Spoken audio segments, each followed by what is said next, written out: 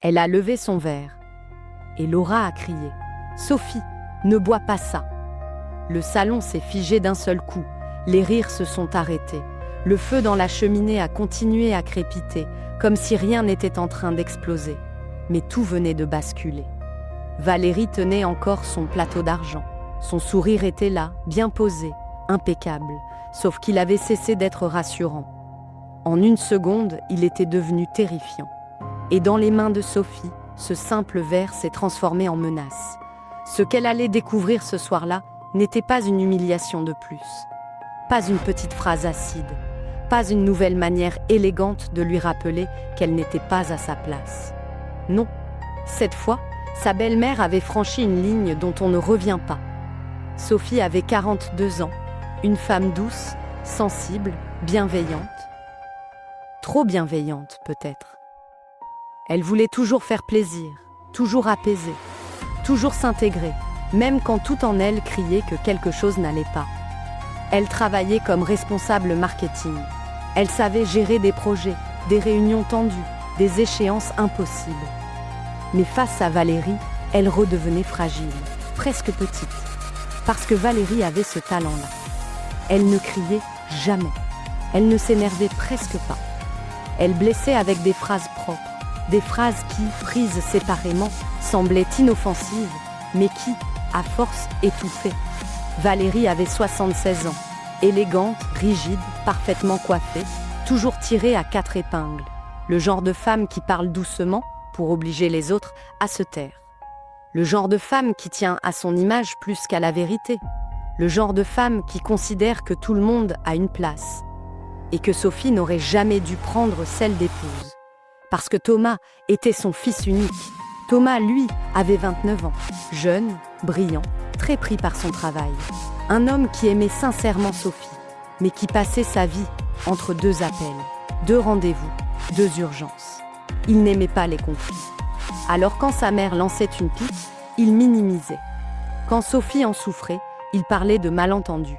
Quand il fallait choisir un camp, il choisissait toujours le silence. Et le silence, parfois, fait plus de dégâts qu'une insulte. Sophie avait épousé Thomas par amour, malgré leurs différences d'âge, malgré leurs différences de milieu. Elle venait d'une famille modeste, elle n'avait ni code mondain, ni grande fortune, ni cette façon glacée de se tenir qui rassurait Valérie. Elle était simple, vraie, émotive, et pour Valérie, c'était déjà trop. Au début, Sophie a fait ce qu'elle savait faire de mieux, des efforts. Quand Valérie lui disait que sa robe était courageuse, Sophie souriait. Quand elle la présentait comme une femme très spontanée, avec ce ton qui voulait dire pas assez raffiné, Sophie souriait encore. Quand elle glissait devant des invités que Thomas avait fait un choix inattendu, Sophie encaissait, toujours avec ce même espoir. Celui qu'un jour peut-être, elle serait acceptée. Mais il y avait un sujet qui rendait tout plus douloureux encore.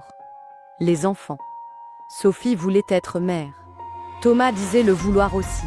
Ils essayaient depuis 2 ans. 2 ans d'espoir, de rendez-vous, de calcul, d'attente, puis de déception. Pourtant, les examens médicaux étaient bons. Pour elle, pour lui. Les médecins disaient que c'était possible, que ça viendrait. Mais rien ne venait. Et à chaque repas, à chaque visite, à chaque occasion, Valérie savait ramener la conversation là où ça faisait mal. Le temps est cruel pour les femmes. Dans certaines familles, la lignée compte. Thomas ferait un père merveilleux.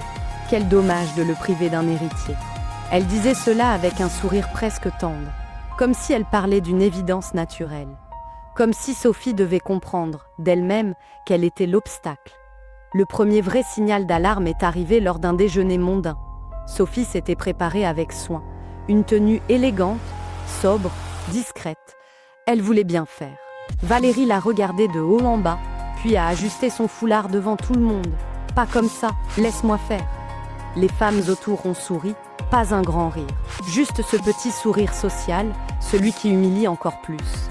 Plus tard, Valérie a ajouté, devant un couple d'amis, que Sophie avait un charme très simple. Simple.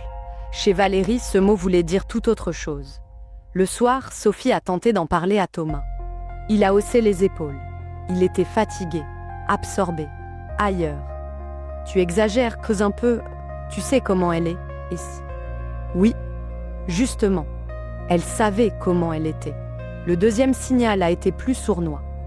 Valérie a commencé à s'intéresser de très près à la santé de Sophie, à son stress, à son sommeil, à ses hormones. Elle apportait des infusions, des compléments, des boissons soi-disant naturelles, toujours avec cette même douceur contrôlée. Avec le stress moderne, le corps féminin a besoin d'aide. Sophie refusait parfois, mais pas toujours. Parce que dire non à Valérie déclenchait aussitôt une mine blessée, une remarque perfide, puis une scène inversée où Sophie finissait encore par passer pour l'ingrate. Alors elle acceptait un verre, une tisane, un petit mélange maison, sans savoir, sans comprendre, sans imaginer que le danger n'était peut-être pas dans les mots, mais dans ce qu'elle avalait. Le troisième signal a été le plus cruel. Après un nouveau rendez-vous médical, Sophie et Thomas avaient enfin reçu une confirmation claire. Oui, ils pouvaient avoir un enfant. Rien n'expliquait vraiment ces 2 années d'échecs. Le soir même, Thomas a partagé la nouvelle à sa mère, sans demander à Sophie. Comme si ce sujet intime appartenait encore à la sphère familiale de Valérie. Valérie a simplement levé un sourcil. Les médecins aiment rassurer. Sophie a senti son ventre se nouer. Ça veut dire quoi ? A-t-elle demandé. Ça veut dire qu'il faut parfois accepter la réalité avec dignité. Thomas n'a rien dit, encore une fois. Cette nuit-là, Sophie a pleuré. Pas seulement à cause de Valérie, mais parce qu'elle commençait à se sentir seule dans son propre mariage. Elle avait l'impression de se battre contre une présence qui entrait partout. Dans sa maison, dans son couple, dans son intimité, jusque dans son désir d'enfant. Puis est arrivé ce dîner d'hiver, un dîner simple, chez eux, sur la côte d'Azur. La saison était froide, l'air humide, la maison éclairée par des lampes douces et le reflet du feu. Sophie avait invité sa voisine Laura et son mari pour alléger l'ambiance, pour respirer un peu, pour retrouver quelque chose de normal. Laura était le genre de femme qui observe sans juger trop vite, calme, fine, présente. Elle aimait bien Sophie.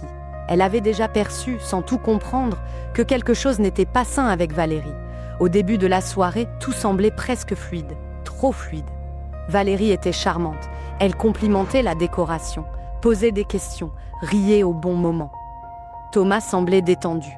Sophie elle-même a failli croire que, peut-être, cette fois, il n'y aurait pas d'attaque. Puis, Valérie s'est levée. « Excusez-moi un instant. » Quelques secondes plus tard, Laura a suivi le couloir, prétextant les toilettes. Et dans la cuisine éclairée, elle a vu la scène. Valérie penchée au-dessus du plan de travail. Un petit flacon dans la main, quelques gouttes versées dans un verre, puis ce geste rapide pour ranger le médicament dans un tiroir. Et enfin, ce visage qui redevient lisse, poli, présentable. Valérie est revenue au salon avec un plateau de boissons. Elle s'est dirigée vers Sophie, naturellement, comme si de rien n'était. « Tiens, ma chérie, bois un peu, tu as l'air fatiguée. » Sophie a pris le verre. Et Laura a crié. « Sophie, ne bois pas ça. » Le silence a été brutal, total. Thomas s'est levé d'un bond. « Laura, qu'est-ce que tu racontes ? » « Je raconte que j'ai vu votre mère mettre quelque chose dans ce verre. » Valérie a eu un petit rire sec, maîtrisé, presque offensé. « C'est absurde, cette femme invente. » Mais Laura n'a pas reculé. Je l'ai vue. Dans la cuisine. Elle alla verser un produit, puis l'a caché dans un tiroir. Sophie regardait son verre comme si elle venait de comprendre qu'elle tenait peut-être, depuis longtemps, sa propre douleur dans la main. Ses doigts tremblaient, son souffle était court. Thomas s'est tourné vers sa mère, livide. « Maman, dis-moi que c'est faux. » Valérie a répondu trop vite. « Bien sûr que c'est faux. Alors allons voir dans le tiroir, » a dit Laura. Ils ont tous avancé vers la cuisine. Pas un mot, pas un bruit, juste le son des pas et des respirations coupées. Laura a ouvert le tiroir. Le flacon était là, petit, blanc, bien réel. Valérie a tendu la main. « Donne-moi ça. »« Non » a soufflé Sophie. Pour la première fois, elle n'a pas cédé. Elle a pris la boîte, a déplié la notice. Ses yeux ont parcouru les lignes, puis se sont figés. Son visage s'est vidé. Thomas a arraché le papier de ses mains. « C'est quoi ça ?» La voix de Sophie s'est cassée au milieu des mots. « C'est un médicament qui empêche la grossesse. Plus personne n'a bougé. 2 ans. 2 ans d'espoir détruit. 2 ans de culpabilité. 2 ans à se demander ce qui n'allait pas chez elle. Thomas a reculé comme s'il venait de recevoir un coup en plein ventre. « Maman, explique-moi. » Valérie a tenté une dernière défense. Une dernière façade. Ce n'est pas ce que vous croyez. Tu droguais ma femme, a lancé Thomas. Je la protégeais. De quoi? Et là, tout le vernis a craqué.